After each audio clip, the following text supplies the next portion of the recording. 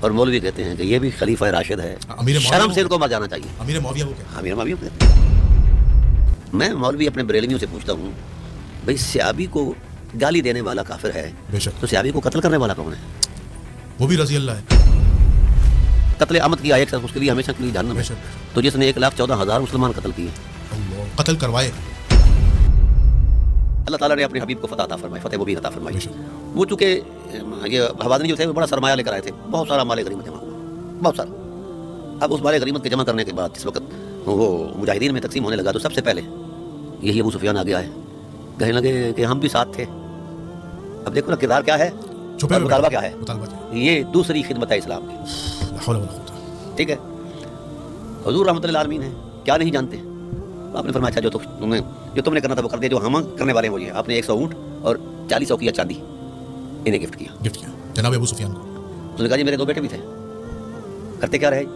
چپ کر کے تماشا دیکھتے تماشا رہے۔ دیکھتے حضور نے ان کو بھی نماز دی۔ نماز دیا معاویہ کو اور یزید کو۔ ہاں، ابو صفوان بن امیہ کو اچھا بھی صفوان دیا، صفوان بن معاویہ کو بھی دیا۔ معاویہ یعنی 300 اونٹ اور 120 اوقیہ چاندی، یہ تینوں باپ بیٹا لے گئے، اور باقی مال اتنا تھا۔ مالک۔ اسی پر کچھ لوگوں نے نا مطلب انصار نے کہا کہ تلواریں ہماری ٹوٹی ہیں اور مال یہ لے گئے، شوکروں نے کہا نوجوانوں نے۔ تو رسول اللہ صلی اللہ علیہ وسلم کو پتہ چلا تو آپ تھوڑے سے اس میں نا رجیدہ خاطر ہوئے، بڑے انصار آئے، کہنے لگے یا رسول اللہ یہ چھوکرے ہیں، ان سے یہ جذباتی باتیں ہوں گی۔ آپ نے فرمایا کیا تم اس بات پر راضی نہیں کہ یہ مال لے جائیں تم اللہ کا رسول لے جاؤ؟ سبحان اللہ۔ نہیں سمجھے؟ بے شک تو یار یہ چیزیں جو ہیں یہ کامن سینس میں کیوں نہیں اترتی؟ یہ مولوی کیوں نہیں سمجھتے؟ ٹھیک ہے نا، آپ ایک ترتیب دے لیں ان کی خدمات اسلام، کتنا انہوں نے خدمت دی ہے کی ہے اور کتنا نقصان دیا ہے۔ آپ کی باتوں سے تو ایسا لگ رہا ہے کہ اسلام کو ڈیمیج ہی کیا ہے۔ نہیں اسلام کی شروع سے لے کر آخر تک یہ مخالف رہے۔ مخالف۔ رسول خدا صلی اللہ علیہ وسلم نے جس وقت خلافت راشدہ کے بارے میں یہ نشاندہی فرمائی کہ 30 سال خلافت راشدہ چلے گی، تو اصحابہ نے کہا جی پھر فرمایا پھر ملک عزوز آئے گا، کاٹ کھانے والی ملک۔ کاٹ کھانے والی ملوکیت آئے گی۔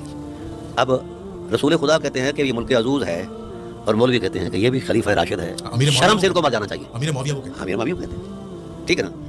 پھر صفین کا معاملہ ہے وہ آپ کے سامنے ہے۔ جی جی پھر چلو کرسی مل گئی، اس کے بعد آرام کر لو۔